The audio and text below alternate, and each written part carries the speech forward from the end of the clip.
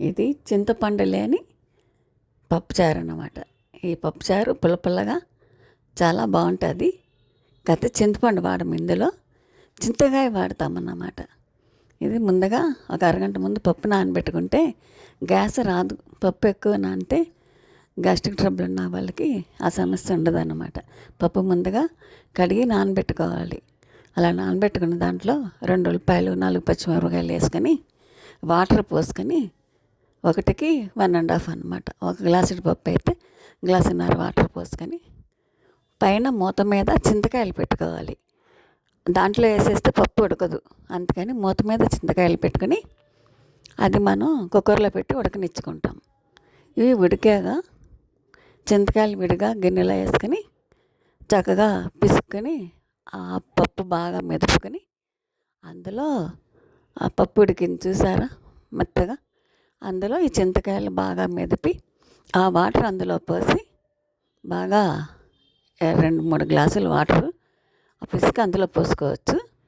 ఎంత పులుపు కావాలంటే అంతకి పోసుకొని అది అందులో ఉప్పు, పసుపు, కారము ఎవరికి సరిపడినంత వాళ్ళు వేసుకోవచ్చు. ఇందులోనే 2 స్పూన్లు కారం, 2 స్పూన్లు ఉప్పు, 1 స్పూను పసుపు వేసాను. అంతా మెదుపుకొని పప్పు మెదుపుకొని ఈ చింతకాయ పిసికి వాటర్ పోసాక ఉప్పు, కారం, పసుపు వేసుకొని బాగా మరగనిచ్చుకోవాలి. బాగా మరిగితే మంచిగా పుల్లగా పప్పుచారులా చాలా బాగుంటుంది అన్నమాట. ఇది 2 డేస్ నిలవ కూడా ఉంటుంది పైన ఉంచుకున్న. చింతకాయలు వచ్చినప్పుడు ఇట్లా మనం చింతపండు బదులు ఇది యూజ్ చేసుకుంటే హెల్త్ పరంగా మంచిదన్నమాట. అస్మాన్ చింతపండు వాడే బదులు ఇది చక్కగా ఇలాగా చింతకాయలతో పప్పుచారు పెట్టుకుంటే చాలా బాగుంటుంది. ఇది బాగా మరగనిచ్చుకోవాలి. మళ్ళీ వాటర్ పోసాం కదా, మరిగిన తర్వాత తాలింపు వేసుకోవాలి. తాలింపు మళ్ళీ బాణలు పెట్టుకొని ఆయిల్ పోసుకొని ఆవాలు, జీలకర్ర,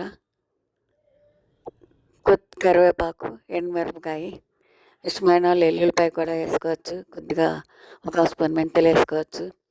నేనైతే జీలకర్ర, ఆవాలు, ఎండుమిరపకాయ, కరివేపాకు అన్నీ వేసి బాగా వేగిన తర్వాత తాలింపు వేసుకున్నా. ఇట్లాగా గుమగుమలాడితే చాలా బాగుంటుంది పుల్ల పుల్లగా. ఈ టైంలో ఇలా కాసుకుని తాగితే చాలా బాగుంటుంది అన్నమాట.